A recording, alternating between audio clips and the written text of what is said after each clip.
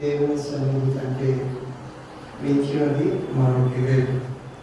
ప్రతి బుధవారం ప్రభు సన్నిధికి వచ్చుతున్నటువంటి మీరు ధన్యులు అని చెప్పడం తప్పదు. ఈ సమయంలో చేరుకులు వచ్చిన మీ అందరికీ మా హృదయపూర్వక వందనాలు. ఇప్పటి వరకు మనం పాటలు పాడి ప్రభువుని స్తుతించి కీర్తించి మహిమపరచుటకు ప్రభు మనకి ఇచ్చిన అవకాశాన్ని బట్టి దేవునికి స్తోత్రం కలుగును గాక. 10 నిమిషాలు దేవుని యొక్క వాక్యాన్ని ధ్యానం చేసుకుందాం. రండి, మనము ప్రతి బుధవారము పరిశుద్ధ గ్రంథంలోకి ప్రకటన గ్రంథం మనం ధ్యానిస్తూ వస్తూ ఉంటున్నాము.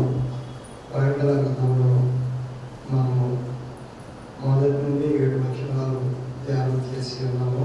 గత వారం వరకు తిరిగి ఈ రోజున 8వ వచనాన్ని చదువుకున్నాము. ప్రకటన గ్రంథం పరిశుద్ధ గ్రంథంలో నుండి కొత్త నిబంధన గ్రంథం ప్రకటన గ్రంథం మొదటి అధ్యాయం 8వ వచనాన్ని చదువుకుందాం. అల్ఫయు ఒమేగాయు నేనే, వర్తమాన భూత భవిష్యత్ కాలంలో ఉండువాడును నేనే అని సర్వాధికారి దేవుడులకు ప్రభువు సెలవిస్తున్నాడు. దేవుడు తన పరిశుద్ధమైన మాటలను మన వెనుకలో దీవించి మన హృదయం ఎదురు భద్రపరచను కనుక ఆమె నేను ప్రార్థన చేసుకుందాం. సమావేశాన్ని ప్రార్థన చేసుకుందాం. పరిశుద్ధ వేళ మా తండ్రి, ప్రేమాను మా ప్రియ పడవలకు ప్రభు మీ కృపమైన పాదములకు కృతజ్ఞత వందనాలు చెల్లిస్తున్నాను. మీ కృప కనికరణ చేత మమ్మల్ని ప్రేమించి క్షేమంగా కాపాడి సంరక్షించారు. వందనాలు చెల్లిస్తున్నాను తండ్రి. మీ యొక్క సమయం ఎక్కడెక్కడ నీ నామంలో కూడుకుంటూ ఉన్నారు, కూడుకుని ఉన్నారు, ఆయా స్థలాల్లో మీ సన్నిధి ఉంచమని ప్రార్థిస్తున్నాను. మమ్మల్ని మీరు ప్రేమించి మేము మీ సన్నిధి ఉంచటకు మీరు ఇచ్చిన అవకాశం వందనాలు. చేతులు వచ్చిన బిడ్డలు పట్టుకోవడం స్థుతులు చెల్లిస్తున్నాను. మీ బిడ్డలు పాటల ద్వారా మీ నామాన్ని కీర్తించడానికి వచ్చిన తరుణం వందనాలు.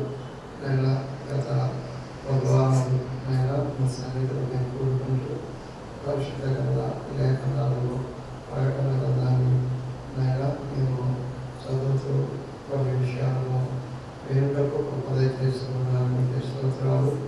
ఈ ముందు కూడా కొన్ని మాటలు వినాలని ఆశపడుతూ ఉన్నాము.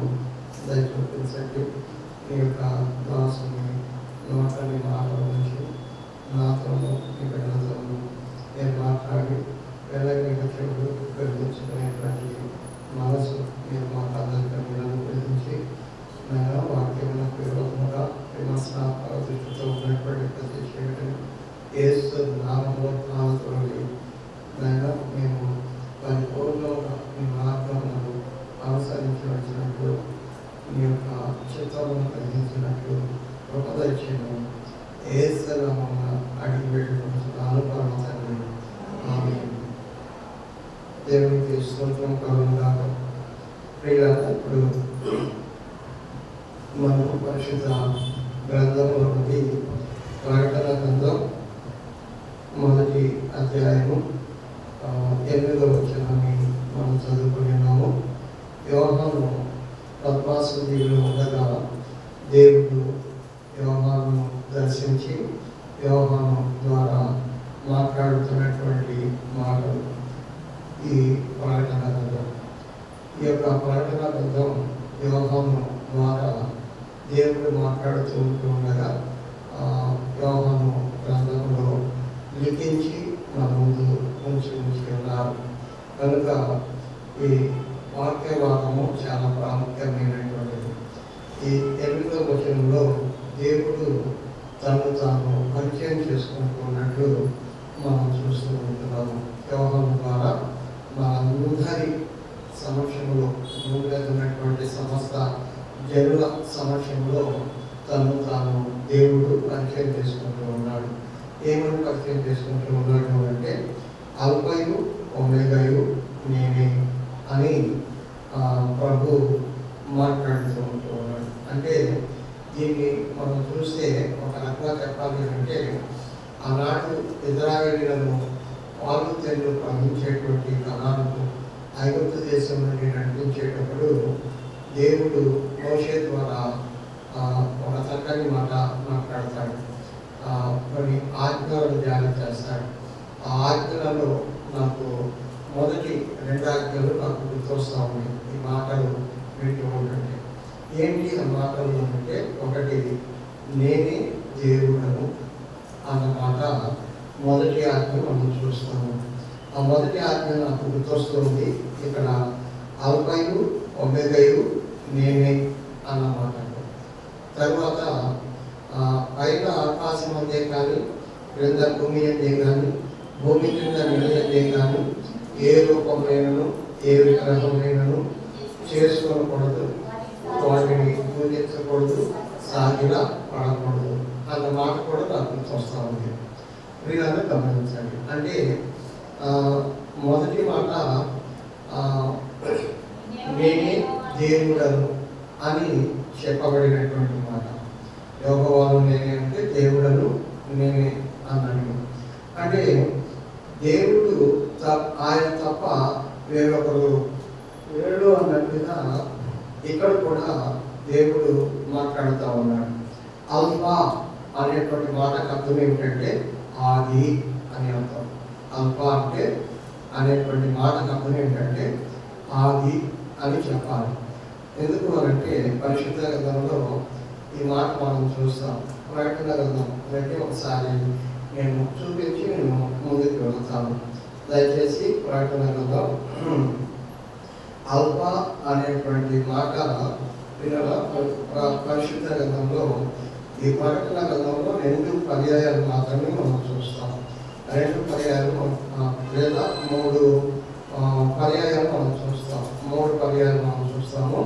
ఆ 3 పర్యాయాలు ఎక్కడెక్కడంటే ఇప్పుడు ఈ మొదటి అధ్యాయము 8వ వచనంలోను, తర్వాత 22వ అధ్యాయము 13వ వచనంలో రాయబడినటువంటి మాట. నేనే అల్ఫయు ఒమేగాయు, మొదటి వాడను కడపటి వాడను, ఆదియు అంతమునై ఉన్నాను అన్నమాట మనం చూస్తాము. అంటే అల్ఫా అనేటువంటి మాటకి అర్థం ఏమిటి అంటే ఒక రకంగా చెప్పాలి అంటే ఆది అని చెప్పాలి, ఆదియు అని చెప్పాలి. అంటే ఆదిలో ఉన్నటువంటి దేవుడు. అంతేకాదు ఆది అనే కాదు కానీ ఇంకా ఆది అని చెప్పుకున్నప్పుడు మనం దాన్ని కొద్దిగా వివరించాలి అంటే మొదటి వాడు అని, ఇంకా వివరించాలి అంటే మొదటి వాడు అని చెప్పుకోవాల్సినటువంటి ఆవశ్యకత ఉన్నది. ఇలాగా గమనించండి. అంతేకాదు ఆదియు అని ఖచ్చితంగా ఎలా చెప్పవచ్చు అని మనం గ్రహిస్తే ఇదే ప్రకటన గ్రంథం 21వ అధ్యాయంలో 6వ వచనం చూస్తాం. 6వ వచనం, మరియు ఆయన నాతో ఇట్లా సమాప్తమైనవి నేనే అల్ఫయు ఒమేగాయు అనగా ఆదియు అంతమునై ఉన్నవాడను. ఇక్కడ చూసారా మనకు అర్థం మనకి తెలుస్తూ ఉంది. మనకు అర్థం ఆది అల్ఫా అంటే ఏమిటి అని అంటే అనగా ఆదియు అని రాశారు. ఇలా గమనించండి. అంటే ఆది యందు ఉన్నటువంటి దేవుడను నేనే అని కూడా దేవుడు ఇక్కడ తాను పరిచయం చేసుకుంటూ ఉంటున్నాడు. ఇలాగా ఆదియు ఆది అని మనం చెప్పుకుంటే అది మనకి అంచనాకు మించిన సంవత్సరాలు బాగా అంటే మనకు తెలియనటువంటి ముందున్న కాలంలోనే ఆయన ఉన్నటువంటి వాడు దేవుడు. కాబట్టి ఆది యందు ఉన్నటువంటి అందుకే మనం చూస్తాం. ఆది కాండం 1వ అధ్యాయంలో దయచేసి అక్కడ మొదటి వచనంలో ఒక చక్కని మాట మనం చూస్తాం. ఆది కాండం 1వ అధ్యాయము 1వ వచనం. ఆది యందు దేవుడు భూమి ఆకాశములను సృజించాడు. అంటే ఆది యందు ఉన్నటువంటి ఆ దేవుడు ఇలాగా ఇప్పుడు ఈ ప్రకటన గ్రంథంలో తను తాను పరిచయం చేసుకుంటూ ఉన్నాడు. ఆది యందు ఉన్నటువంటి ఆ దేవుడు ఏం చేశాడు అంటే భూమి ఆకాశములను సృజించినట్లు మనం చూస్తా ఉన్నాం. ఏం సృజించాడంట? భూమి ఆకాశములు. అంటే భూమి ఆకాశములు ఎవరి ద్వారా సృజింపబడినవి అని అంటే దేవుని ద్వారా. అంతేకాదు ఈ ఆది అనేటువంటి ఎందు ఉన్నటువంటి ఆ దేవుడు ఇలాగా ఈ యొక్క యోహాను సువార్తలోకి వచ్చేసరికి యోహాను సువార్త 1వ అధ్యాయము 1వ వచనం చదువుతాం. ఆది యందు వాక్యం ఉండెను, వాక్యము దేవుని యందు ఉండెను, ఆ వాక్యము దేవుడై ఉండెను. చూసారా? ఇలా గమనించండి. అంటే దేవుడు ఆది యందు ఉన్నాడు. ఆది యందు ఉన్నటువంటి అంటే ఆయనకి ఏమండి ఇంత కాలంలో పుట్టాడు. మనకైతే పుట్టినటువంటి కాలం అనేది ఉంటుంది.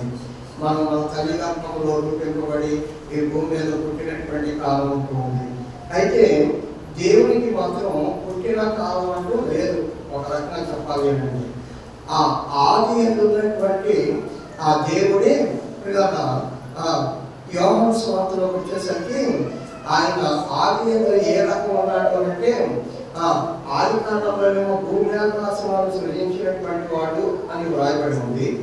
ఇక్కడేమో యోహాను సువార్తకు వచ్చేసరికి 1వ అధ్యాయము 1వ వచనంలోకి వచ్చేసరికి ఆది యందు వాక్యం ఉండేను, వాక్యము దేవుని యందు ఉండేను, ఆ వాక్యమే దేవుడే ఉండేను అని మనం చూస్తా ఉన్నాం. అంటే క్రీస్తునందు ప్రియమైనటువంటి వారా, ఆది యందు దేవుడు ఏ రకంగా ఉన్నాడు అంటే వాక్యమై ఉన్నాడు.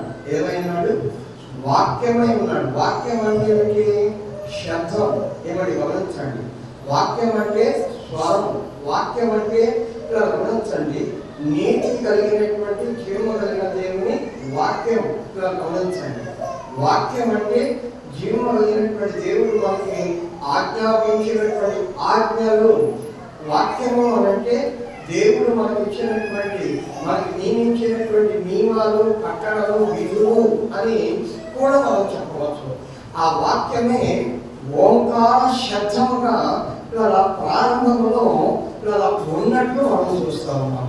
అంటే ఆ వాక్యమై ఉన్నటువంటి ఆ జీవము కలిగినటువంటి దేవుడు ఈ యోహాను సువార్తలోకి వచ్చేసరికి మనం చూస్తూ ఉన్నాం. ఆ వాక్యమే శరీరధారి కృపా సత్య సంపూర్ణుడిగా మన మధ్య నివసించుటకు వచ్చాము అని మనం చూస్తాం. దయచేసి యోహాను సువార్త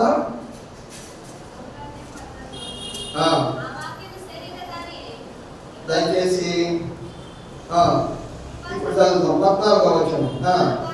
ఆ వాక్యమే శరీరధారి కృపా సత్య సంపూర్ణుడిగా మన మధ్య నివసించను, తండ్రి వలన కలిగిన అద్వితీయ కుమారుని మహిమ వలె మనము ఆయన మహిమను కనుగొంటిమి. చూసేటప్పుడు గమనించవలసినటువంటి విషయం ఇక్కడ స్పష్టంగా మనం చూస్తూ ఉంటున్నాం. ఆ వాక్యమే గమనించండి. ఆ వాక్యమే ఉన్నటువంటి ఆ ఓంకార శబ్దముగా జీవము కలిగినటువంటి దేవుని ఆజ్ఞగా, దేవుని యొక్క కట్టడగా ఏమంటే ఆ దేవుడే గమనించండి. భూమి ఆకాశములను సృజించినటువంటి ఆ సృష్టికర్తే గత 2000 సంవత్సరాల క్రితం శరీరధారి కృపా సత్య సంపూర్ణుడిగా మన మధ్య నివసించుటకు వచ్చాను. ఎవరైనా అంటే ఆయనే యేసు క్రీస్తు ప్రభు. ఆయనే యేసు క్రీస్తు ప్రభు. కనుక దయచేసి మనం చూస్తూ ఉంటున్నాము.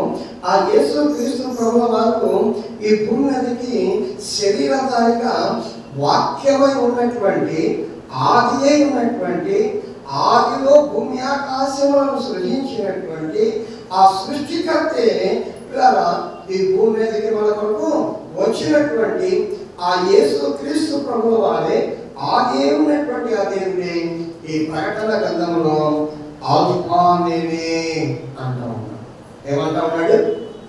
ఆల్ఫా నేనే అని తను తాను పరిచయం చేసుకుంటూ ఉంటున్నట్లు మనం చూస్తూ ఉంటున్నాం. ఆల్ఫా అంటే ఆది, ఆది అంటే మొదటివాడు అనగా గమనించాలి, ఆ జీవం కలిగినటువంటి దేవుడు. ఆయన ఎప్పుడున్నాడో మనకి గమనించాలి. మనకు ఈ సృష్టి సృజించకముందే, భూమి ఆకాశములు సృజింపబడక ముందే ఆయన ఉన్నవాడు. ఆయన గమనించాలి, తనకు తానుగా కలిగి ఉన్నవాడు. కానీ ఆయనను ఎవరు పుట్టించలేదు, ఆయనను ఎవరు కలుగా చేయలేదు. కొంతమంది దేవుళ్ళు అనబడేటువంటి వారు మనుషుల చేత చేయబడేటువంటి దేవుళ్ళు అంటారు. లోకంలో ఒక వక్త పాడుపడుతున్నాడు. దేవుడు ఉన్నాడని మనుషులు అనుకుంటున్నారంట, మనుషులే ఉన్నారని దేవుడు అనుకుంటూ ఉన్నాడంట. మనుషులు గమనించాడు, దేవుని మనుషులు కలగజేసుకున్నారు. గమనించండి, మనుషులు కలగ చేసుకున్నటువంటి, మనుషులు పుట్టించుకున్నటువంటి, మనుషులు రూపించుకున్నటువంటి దేవుడు ఎలా కాగలడు? దేవుడు ఎలా కాగలడు? ఆలోచించవలసినటువంటి విషయం. దేవుడు భూమి ఆకాశములను సృజించిన వాడు అన్న విషయం మనం చూస్తాము. అంతేకాదు, కీర్తనకారుడైన దావీదు ఒక చక్కని మాట మాట్లాడుతూ ఉన్నారు. చూడండి, నేను మీకు జ్ఞాపకం చేస్తాను. పరిశుద్ధ గ్రంథంలో నుండి కీర్తనకారుడైన దావీదు ఒక చక్కని మాట మాట్లాడుతూ ఉన్నారు. 102వ కీర్తన దయచేసి మనం చూస్తాము. 25వ వచనం అంటుకుంటాం. 102వ కీర్తన ఆదియందు నీవు భూమికి పునాది వేసితివి, ఆకాశములు కూడా నీ చేతి పనులే. గమనించండి, అవి నశించును గాని నీవు నిరీక్షించువు.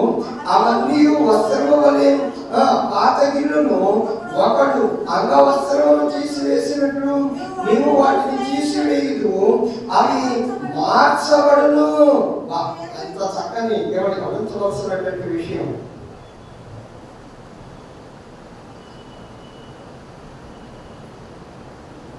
కీర్తనకారుడైనటువంటి దావీదు గమనించండి, దుఃఖము చేత ప్రాణము సొక్కి పోయినప్పుడు మొరపెడుతూ, దేవుని సన్నిధిలో మొరపెడుతూ ఆయన మాట్లాడుతున్నటువంటి మాట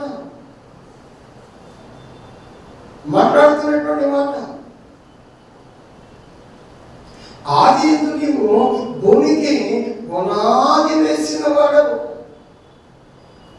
పునాది వేసితివి. గమనించవలసినటువంటి విషయం. ఆది ఎందు అంటే అల్ఫా అనేటువంటి ఆ దేవుడు ఆది అనేటువంటి అర్థం వచ్చేటువంటి పరిస్థితుల్లో భూమి ఆకాశములను సృజించినటువంటి సృష్టికర్తని, ఆ భూమి ఆకాశములను సృజించినటువంటి ఆ సృష్టికర్తే వాటిని లేకుండా కూడా చేయగలిగినటువంటి శక్తివంతుడని గ్రహించాడు. ఒక మనుషుని యొక్క అంగవస్త్రము ఎలా మార్చబడుతుందో, ఒక మనుషుడు తన దేహం మీద వస్త్రాన్ని తీసి గమనించండి మార్చుకుంటూ ఉన్నాడు. అలా మార్చివేసేటువంటి శక్తి కలిగినటువంటి దేవుడు నీవు అన్న విషయాన్ని గ్రహించాడు కీర్తనకారుడైన దావీదు. ఎంత గొప్ప మాట ఇది. చాలా తేలిగ్గా మనం ఒంటి మీద ఉన్నటువంటి వస్త్రాన్ని తీసివేసి వస్త్రాలు మార్చుకుంటాం. ఎంత ఒక 5 నిమిషాలు పడుతుంది.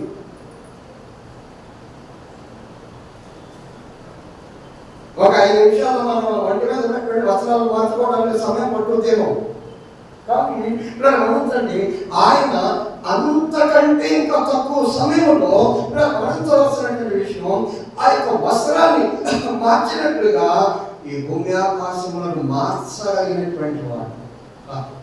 అందుకే అన్నాడు ప్రకటన గ్రంథంలో యోహాను భక్తుడికి గమనించండి, దేవుడు తెలియపరిచినటువంటి మాట, క్రొత్త ఆకాశమును క్రొత్త భూమిని నేను చూస్తున్నాను అన్నాడు. ఎంత వర్ణనాతీతం అండి, ఆలోచన చేయండి. యోహాను భక్తుడికి జీవ కలిగినటువంటి దేవుడు చూపిస్తూ ఉండగా ఆ యోహాను భక్తుడు మాట్లాడుతున్నటువంటి మాట దయచేసి చూడండి, నేను మీకు జ్ఞాపకం చేస్తాను. పరిశుద్ధ గ్రంథంలో ప్రకటన గ్రంథం అంతటా నేను క్రొత్త ఆకాశమును క్రొత్త భూమిని చూచితిని. మొదటి ఆకాశమును మొదటి భూమియు గతించిపోయాను. ఎంత చక్కని మాట్లాడే ప్రియుల గమనించండి. అంటే ఇది జరగక ముందే క్రీస్తునందు ప్రియుల ఇది జరగక ముందే ఏమండి ఆ జీవ కలిగినటువంటి దేవుడు ఈ యొక్క ఆకాశము భూమి నేను తీసివేస్తాను, ఒక వస్త్రం వలె తీసివేస్తాను ఆయన చెప్పక ముందే గమనించవలసినటువంటి విషయం, ఈ యొక్క భక్తుడైనటువంటి యోహాను చూడక ముందే కీర్తనాకారుడైన దావీదు జీవ కలిగినటువంటి దేవుని ఆత్మ చేత నింపబడినటువంటి వాడై మాట్లాడుతూ ఉన్నాడు. ఒక అంగవస్త్రములను మార్చినట్లు వాటిని నీవు మార్చివేస్తావు. కాబట్టి ఇంకా మరోసారి ఆ కీర్తన పరిశుద్ధ గ్రంథంలోని ఆ కీర్తన ఒకసారి మళ్ళా చదవండి. కీర్తన 102వ కీర్తన. ఆదియందు భూమికి పునాది వేసితివి, ఆకాశములు కూడా నీ చేతి పనులే, అవి నశించును కానీ ఎవరు నిలిచి ఉంటారట? ఏమండి ఎవరు నిలిచి ఉంటారు? ఈ భూమ్యాకాశములు నిలిచి ఉండేటువంటివి కావు. ఈ భూమ్యాకాశంలో మనం వాడేటువంటి ప్రతి వస్తువు, అది బంగారం కావచ్చు, అది ఏమిటి వజ్రం వైడూర్యాలు కావచ్చు, ఇలా గమనించవలసినటువంటి విషయం ఈ భూమి మీద ఉన్నటువంటి మానవుని యొక్క దేహం కావచ్చు, మానవుని యొక్క శరీరం కావచ్చు, ఈ భూమి మీద మనకి దృశ్యంగా కనబడుతూ ఉంటున్నటువంటి ఎత్తైనటువంటి కోటలు కావచ్చు, కొండలు కావచ్చు, మిద్దెలు కావచ్చు, సముద్రములు కావచ్చు, నదులు కావచ్చు, వృక్షాలు కావచ్చు, వందల ఏళ్ళు ఉండేటువంటి వృక్షములు కావచ్చు, అవన్నీ గతించిపోతాయి కానీ నీవు మాత్రము నిలిచి. ఎంత గొప్ప వర్ణన! ఇది ఎప్పుడన్నా గ్రహించారా? మనకి శాశ్వతం ఇదేనని డబ్బు కొరకు మనుషులను ద్వేషించి మనుషులను ఆశ్రయించుకుంటూ ఉంటాం. ఈ సౌందర్యాన్ని శాశ్వతం అనుకొని సౌందర్యం కొరకు సౌందర్యం లేనటువంటి వారిని తృణీకరిస్తూ ఉంటున్నాం. అందమైనటువంటి వాటిని ఆశిస్తూ ఉంటున్నాం. ఈ శరీరానికి కావాల్సినటువంటి తిండి ముఖ్యమని తిండి కొరకు ఎవరి వాడుతుంది ఎంతటి వారినైనా ఎవరి చులకన చేసే వారిని తృణీకరించి మన కడుపు నింపుకోవడానికి ప్రయత్నం చేస్తా ఉన్నాం. కడుపులు కొట్టి కడుపులు నింపుకుంటున్నాం.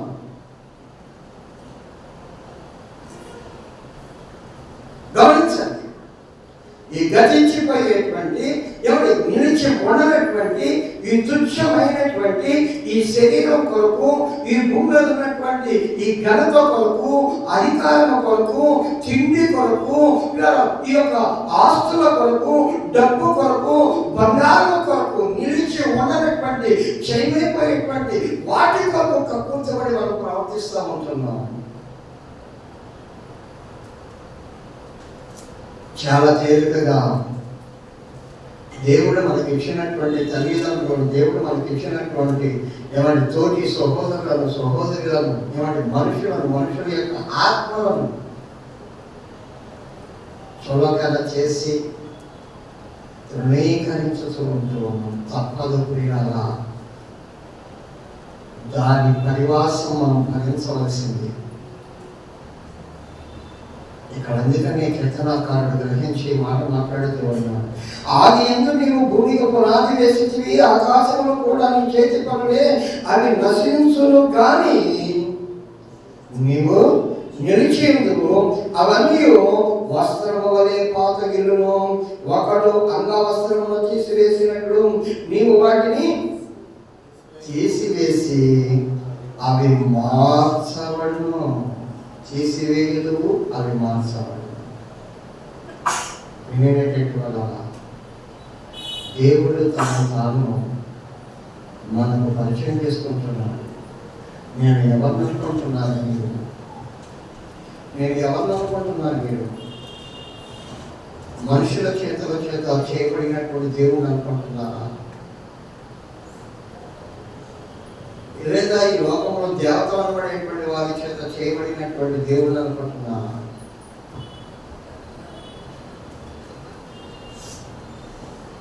నేను అల్ఫా ఒమేగా, ఆది. ఒమేగా అంటే అంతము లేనివాడు. ఒమేగా అనేటువంటి మాటకు అర్థం ఏమిటి అంటే అంతము లేనివాడు. ఇంకా చెప్పాలంటే ఒమేగా అంటే కడపటివాడు. అంటే మొదటి నుండి కడపటి వరకు ఉండేటువంటి వాడు. ఇక కడప అనేటువంటిది ఆ అంచు మనకు తెలియదు. ఆది మనకి తెలియదు, అంతము మనకి, ఆ కడపటి అనేది మనకు తెలియదు. క్రీస్తునందు పిల్లలను గమనించండి. కనుక నేను అల్ఫా ఒమేగా నేనే అని మాట్లాడుతున్నటువంటి ప్రభుల వారు పిల్లల ఒక చక్కని మాట. పిల్లల ఈ ప్రకటన గ్రంథంలో ఆది యందు అని చెప్పబడినటువంటి మాట పిల్లల గమనించండి. మనము కొన్ని పర్యాయాలు మనం చూస్తాం ఈ యొక్క ఆది ప్రకటన గ్రంథంలో. ఇంకా 3 పర్యాయాలు ఆది ఆది ఆది అన్న మాట మనం చూస్తాం. దయచేసి 8వ వచనంలో చూసాము. ఇప్పుడు తర్వాత 3వ అధ్యాయం 14వ వచనంలో లవోదికీయలో ఉన్న సంఘపు దూతకు ఆమె అనువాడును, నమ్మకమైన సాక్షియు, దేవుని సృష్టికి ఆదియు నైనవాడు చెప్పు సంగతులేవాడ. ఆదియు నైనవాడు చెప్పు సంగతులు. అర్థమైందా?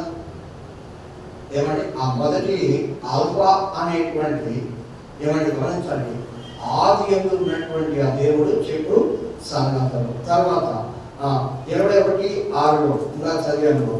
మరియు ఆయన నాతో ఇట్లను, సమాప్తమైనవి నేనే అల్ఫయు ఒమేగయు, అనగా ఆదియు అంతమునై ఉన్నవాడను, తప్పిగొని వానికి జీవ జలముల బొక్కలోని జలమును నేను భోజకముగా దప్పికొనిన వానికి. దప్పిక అనేది చాలా ప్రాముఖ్యమైనటువంటి మాట. ఈ జీవజలాలు ఎక్కడి నుండి వస్తున్నాయి? ఏమండి? ఎవరు పంపిస్తే వస్తున్నాయి? ఏమండి? మన ఎమ్మెల్యే గారు పంపిస్తున్నారా? లేకపోతే ఎమ్మెల్యే గారికి పైన ఉన్నటువంటి నాయకుడు మన ముఖ్యమంత్రి గారికి పంపిస్తా ఉన్నారా? ఎవరు పంపిస్తున్నారు? ఈ జలాలు ఎక్కడి నుండి వస్తా ఉన్నాయి అని మనం ప్రశ్నిస్తే పరిశుద్ధ గ్రంథంలో దేవుని యొక్క వాక్యం ఇలాగా చదివిస్తా ఉంది. ఏమంటే ఏదేను వనములో నుండి ఇలా గమనించండి, ఒక జలం ఉందంట. ఆ జలం 4 పాయలై 4 దిక్కులకు ప్రవహిస్తూ ఉందంట. చదవండి ఆదికాండం పరిశుద్ధ గ్రంథంలో నుండి. నేను మీకు జ్ఞాపకం చేస్తాను. పరిశుద్ధ గ్రంథంలో నుండి 2వ అధ్యాయం ఆదికాండం 2వ అధ్యాయం 10వ వచనం నుంచి. మరియు ఆ తోటను తడుపుటకు ఏదేనులో నుండి ఒక నది బయలుదేరి అక్కడ నుండి చీలిపోయి 4 శాఖలాయము. మొదటి దాని పేరు పీషము. అది హవీలా దేశమంతటి చుట్టూ పాల్చున్నది. అక్కడ బంగారం ఉన్నది. ఆ దేశపు బంగారము శ్రేష్టమైనది. అక్కడ బోలమును గోమేధికములను జరుగును. 2వ నది పేరు దీర్ఘోను. అది పురుషుని దేశమంతటి చుట్టూ పాల్చున్నది. 3వ నది పేరు విధికేలు. అది అషూరు తూర్పు వైపున పాల్చున్నది. 4వ నది పేరు యూఫ్రటీసు. మరియు దేవుడైన యెహోవా నరుని తీసుకుని ఏదైనా తోటను సేద్యపరచుటకును దాని కాచుటకును దానిలో ఓంచెను. చూసారా పిల్లలు, గమనించండి. ఆ జలం ఏమంటే గమనించండి అనేది ఎక్కడి నుండి వస్తుంది అంటే ఆ 7 చోట్ల నుండి ఆ జీవం కలిగినటువంటి దేవుడు ఇలా గమనించండి ఆ జలాన్ని ఈ భూమి మీద ఉన్నటువంటి 4 దిక్కులకు పంపిస్తా ఉన్నాడు. ప్రపంచ దేశాలలో ఇలా గమనించవలసినటువంటి విషయం 4 దిక్కులకు జీవ జలాలను పంపిస్తా ఉన్నాడు. ఎవరు ఎవరు చెప్పండి, ఎవరు? దప్పిగా కొనినటువంటి వారు ఎక్కడికి వెళ్ళాలి? దీని గురించి చెప్పాలి అంటే యెషయా గ్రంథంలో దప్పి కొనిన వాళ్ళారా నీళ్ళ యొద్దకు రండి. గమనించండి, ఇక దీనికి అంశం మారిపోతుంది.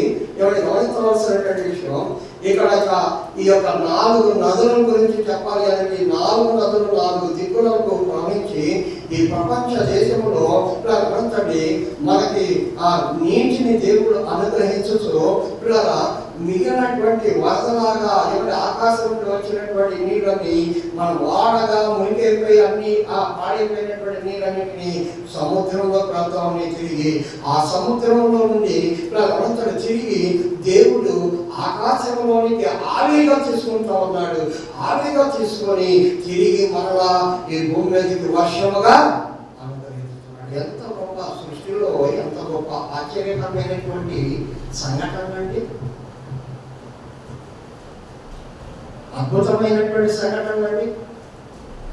మరి ఈ మధ్యన ఎవరి గమనించండి ఒక 6-7 నెలల క్రితం ఎవరి గమనించండి ఒక సముద్రం మీద నుండి ఎవరి ఒక వాయువులాగా సుడిగుండంలాగా ఎవరి గమనించండి ఈ నీళ్లు ఎవరి మంచులాగా పైకి వెళ్తున్నట్టు ఎవరి ఒక ఫోటోలో క్లిక్ చేసి న్యూస్ పేపర్లో వేశారు. ఆకాశంలో ఏ స్తంభం ఉందని మనం వాటర్ ట్యాంక్ కట్టుకోవాలి అంటే దానికి ఆధారం కావాలి. నీళ్ళను పైన నిలబెట్టుకోవాలి అంటే పైనుంచి మనం నీళ్లు బయట మంది మనం తెచ్చుకోవాలి అంటే ట్యాంక్ కట్టుకోవాలి. దానికి ఆధారం స్తంభాలు కావాలి. మరి ఆ దేవుడు కలిగినటువంటి దేవుడు తన వాక్కు చేత ఆకాశంలో మన కొరకు జలాలను ఉంచేశాడు.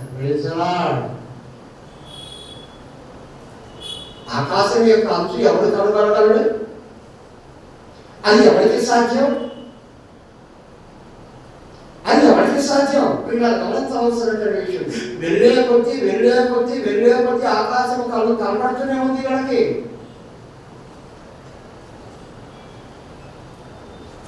ఆకాశం యొక్క మొదలు గమనించాలి చివరి కనుగొనగలిగినటువంటి వాడు ఇప్పటికీ ఎవడు లేడు. అది ఎవరికి సాధ్యమయ్యేది కాదు. జీవము కలిగినటువంటి దేవుని వాక్కు చేత ఆకాశంలో దేవుడు మనకు జలములను ఏర్పాటు చేశాడు. ఆ జలములను ఈ యొక్క గమనించండి ప్రపంచం అంతటికి పిల్లలు గమనించవలసినటువంటి విషయం కావలసినటువంటి నీటిని అనుగ్రహించుతూ ఉన్నాడు. నీరు లేకపోతే మానవుని యొక్క ఉనికి కష్టం.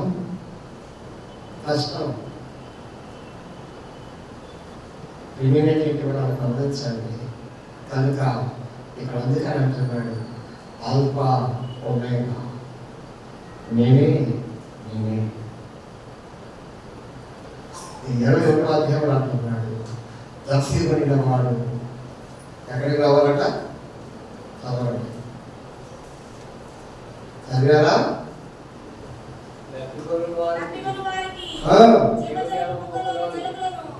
తప్పి కొనువానికి జీవ జలముల బుగ్గలోని జలమును నేను ఉచితముగా.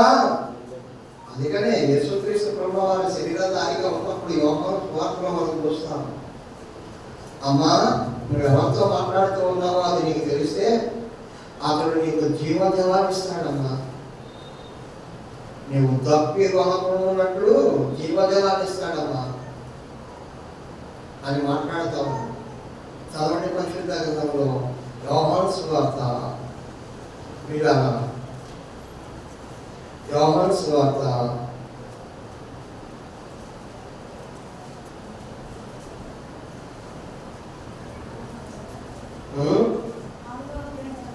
6వ అధ్యాయం 12వ వచనం.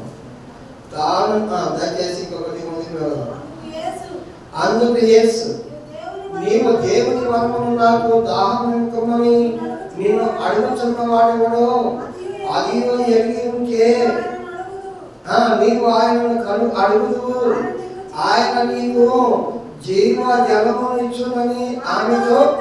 ఇక్కడ మాట రాయబడినటువంటి మాట యేసుక్రీస్తు ప్రభువు ఆ స్త్రీ దగ్గరికి వచ్చి, అమ్మా దాహం కలిగినాను, కొద్ది నీటి అమ్మా అని అడిగాడు. అడిగితే, నువ్వు పలానా వాడే కదా, మా దగ్గరకు వచ్చి నువ్వు నీళ్ళు అడుగుతావేంటి, నీకు నాకు పడదు కదా, మీ వాళ్ళకి మా వాళ్ళకి పడదు కదా, నువ్వు యూదుడివి, మేము సమరయుడు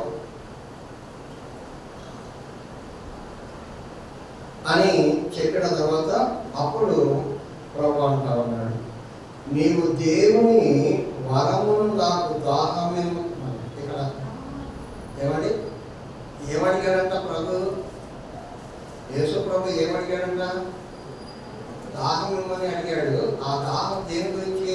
ఇక్కడ వ్రాయబడినటువంటి మాట దేవుని వరము. వరము అంటే ఆ నీరు అనేది దేవుడు ఇచ్చేటువంటి వరం.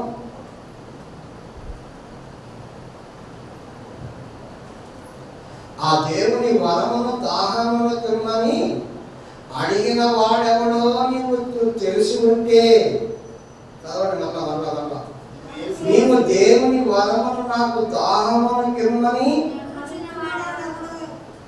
నిన్ను అడుగుచున్న వాడెవడో అదియో ఎరిగి ఉంటే. చూసారా, దేవుని వరమును నాకు దాహమును తిమ్మని. ఏమండి, ఇప్పుడు యేసు ప్రభు ఇప్పుడు ఆ స్త్రీని ఏమడుగుతున్నాడట? నీళ్ళని కాదట. ఆ నీళ్ళు అనేటువంటి మాటకు అక్కడ అర్థం మార్చాడు. ఏమిటి అంటే వరం. అంటే దేవుడు ఇచ్చేటువంటి ఆ నీరు మనకి జీవజలమే కాదు, అదొక వరం. వరముగా దేవుడు మనకి అనుగ్రహించినటువంటి నీరు.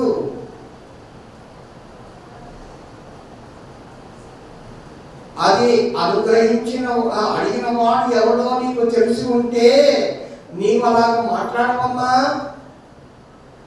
అడుగుతున్నవాడు ఎవడో అది ఎరిగి ఉంటే నీవు ఆయనను అడుగుదవు. ఇలా గమనించండి, ఎంత ఆశ్చర్యకరమైనటువంటి మాట. కనుక ఆది అందున్నటువంటి ఆ జన్మ కలిగినటువంటి దేవుడు ఈ భూమి మీద ఉన్నటువంటి సమస్త జనులకు ఏమంటే తప్పిక తీసుకోవడానికి నీళ్ళనిచ్చాడు. ఆ నీళ్లు వనముగా మానవునికి అనుగ్రహించాడు, మానవునికి నరులకు అనుగ్రహించాడు. అందుకని ఉచితముగా పొందుతున్నాం మనం నీళ్లు. మనం దేవుని యొక్క ఉచితంగా పొంది ఆ ఉచితంగా పొందినటువంటి ఆ నీటి మీద పన్ను వేసి ప్రభుత్వం వారు ఏమిటి గమనించండి, మన మీద పెత్తనం చేస్తున్నారు కదా. ఏమండి, అవునా? దేవుడు వరముగా మనకు అనుగ్రహించినటువంటి ఆ నీటిని ఏమిటి గమనించండి, ఈ ప్రభుత్వం వారు స్వీకరించి ఆ నీటిని ఏమిటి గమనించండి ప్రజలకు ఇచ్చి ఆ నీటి మీద కూడా వేస్తా ఉన్నారు.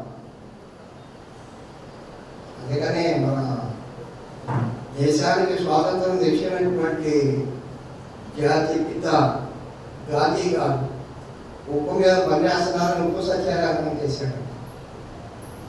ఉప్పు ఎక్కడి నుండి వస్తూ ఉంది? నీటి నుండి, సముద్రపు నీటి నుండి. అటువంటి ఆ ఉప్పు మీదే మీరు ఏం చేస్తా ఉన్నారు? పన్ను వేస్తా ఉన్నారని ఏమని గమనించండి, ఆయన నిరాహార దీక్ష చేశాడు. ఏమండి, గమనించవలసినటువంటి విషయం. ఆలోచించండి, జీవం కలిగినటువంటి దేవుడు ఈ సర్వలోకంలో ఉన్నటువంటి సకల జనుల కొరకు ఏర్పాటు చేయబడినటువంటి ఒక వరం జీవజలం.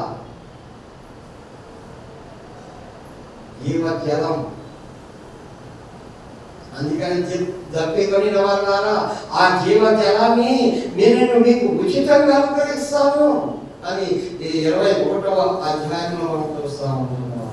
ఇలా గమనించాలి. ప్రకటన గ్రంథం 21వ అధ్యాయము 6వ వచనంలో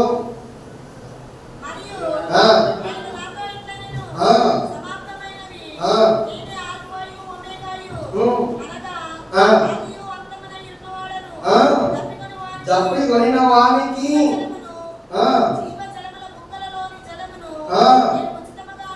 ఉచితముగా అనుగ్రహించు. జయించువాడు వీటిని స్వతంత్రించుకును. నేను అతనికి దేవుడనైందును, అతడు నాకు కుమారుడైందును. యోచించండి, తను తాను పరిచయం చేసుకుంటూ ఉన్నాడు. నేను అల్ఫా ఒమేగా, ఒమేగా నేనే నేనే నేనే అనేటువంటి మాట కూడా పరిశుద్ధ గ్రంథంలో క్రీస్తు పిల్లల కొన్ని విషయాలు మనం చూస్తాం. ఇదే వచనంలో 2 పర్యాయాలు మనం చూస్తాం. దయచేసి ప్రకటన గ్రంథం 1వ అధ్యాయం 8వ వచనం చదవండి. అల్ఫయు ఒమేగాయు నేనే, వర్తమాన భవిష్యత్ కాలమునందు ఉండువాడను నేనే, సర్వాధికారి దేవుడు నాకు ప్రభు సెలవిస్తున్నాడు. నేనే నేనే అన్నమాట 2 పర్యాయాలు. వర్తమాన భూత భవిష్యత్ కాలములలో ఉండువాడను నేనే అన్నమాట ఇక్కడ 2 పర్యాయాలు మనం చూస్తాము ఇదే వచనంలో. అయితే ప్రకటన గ్రంథంలో క్రీస్తునందు ప్రియులారా ఇంచుమించు 4 పర్యాయాలు మనం చూస్తాం నేనే అనేటువంటి మాట. అంటే ఈ వచనంతో సహా ఈ వచనంలో 2 పర్యాయాలు ఉంది. ఇది రాకపోతే ఇంకా 3 వచనాలను మనం చూస్తాం నేనే అనేటువంటి మాట. చదవండి పరిశుద్ధ గ్రంథముల నుండి మనం చివరికి వెళ్ళి చివరి నుంచి యువతలు పడతాం. ప్రకటన గ్రంథం 22వ అధ్యాయం 13వ వచనం. నేనే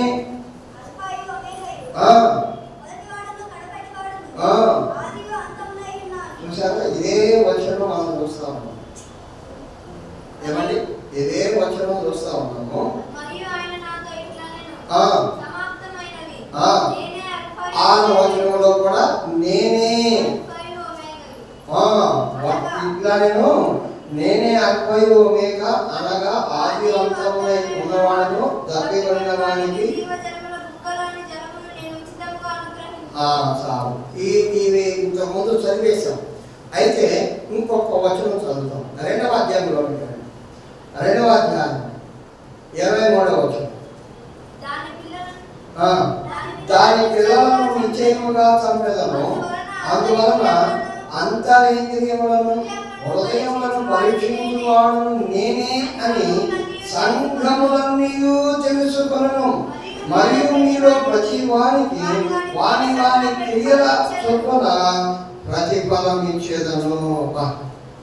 ఏమండి, ఇక్కడ సంఘములన్నీ తెలుసుకోవాల్సినటువంటి ఒక మాట చెప్తా ఉన్నాడు.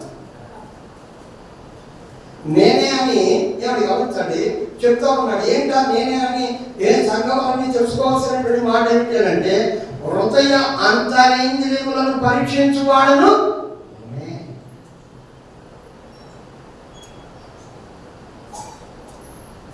ఇలా గమనించండి, దేవుడు చెప్తా ఉన్నాడు. మన హృదయాంతరంగంలో మనం ఏమి యోచిస్తున్నామో ఏంటో దేవుడు చూస్తా ఉన్నాడు. మన హృదయాంతరంగంలో పక్క వాళ్ళతో మాట్లాడాలని మనం ఆలోచన కలిగి ఉంటున్నామా? మనిషి మాత్రం అలాగే కనబడుతున్నాం కానీ, స్ట్రైట్గా మంచిగా కనబడుతున్నాం కానీ మన ఆలోచన ఎక్కడుందో, చూపు స్ట్రైట్గా ఉన్న ఆలోచన ఎక్కడుందో, అంతరంగపు చూపు ఎక్కడుందో.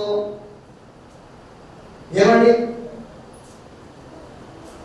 ఎదుటి వాళ్ళకి తెలియకపోవచ్చేమో కానీ జీవం కలిగినటువంటి దేవునికి మరుగైన చేసి లేదు లేదు లేదు. అధికారం అంటున్నాడు నేనే నేనే. సంఘములను తెలుసుకోవాల్సినటువంటి విషయం ఏమిటి అంటే, ఓ సంఘములో ఉన్నటువంటి పెద్దలారా, విశ్వాసులారా, ఓ గాయకులారా, ఓ సువార్తికులారా, ఓ సంఘ కాపరులారా, తెలుసుకోవాల్సినటువంటి విషయం ఏమిటి అంటే మీరు మీ యొక్క విశ్వాసం ఎదుట, మీ తోటి వారి ఎదుట, మీ స్నేహితుల ఎదుట, మీరు ఎదుటి వారి ఎదుట ఎలా ప్రవర్తిస్తూ ఉంటున్నారో, మీ హృదయాంతరంగము ఎలా ఉందో దాని ప్రకారం మనం మోసకుంటున్నారా, లేకపోతే దాని ప్రకారం నడవకోకుండా హృదయంలో ఒక తలంపు పెట్టుకొని పైకి ఒక రకంగా ఉంటున్నారా అనేటువంటి విషయాలు, దానికి సంబంధించినటువంటి ఆ క్రియలకు, ఆ విధానాలకు సంబంధించినటువంటి ప్రతిఫలం ఇచ్చువాడు నేనే.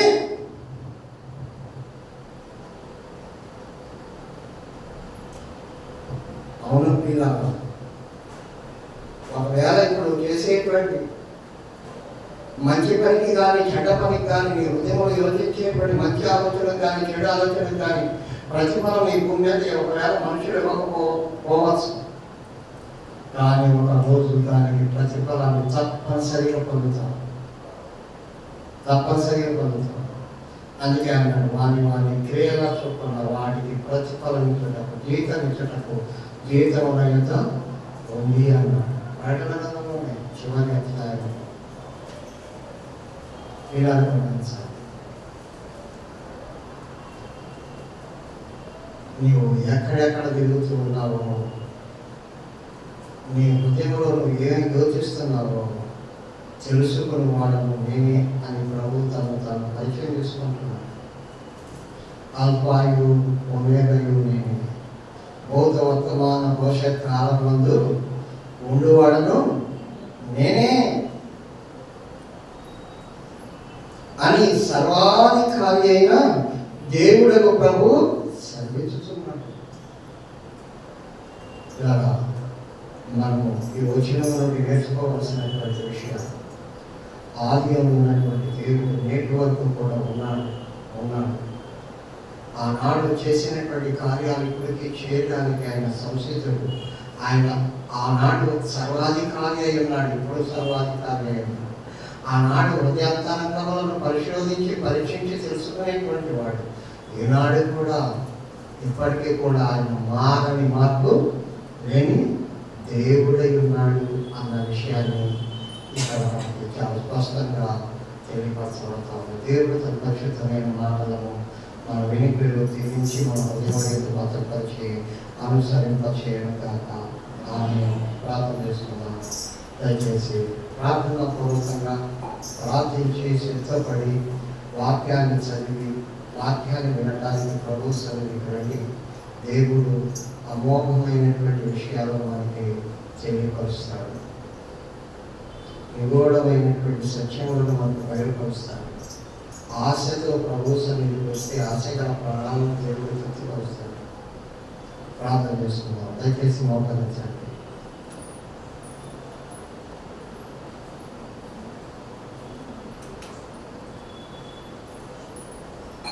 ప్రార్థన చేద్దాం.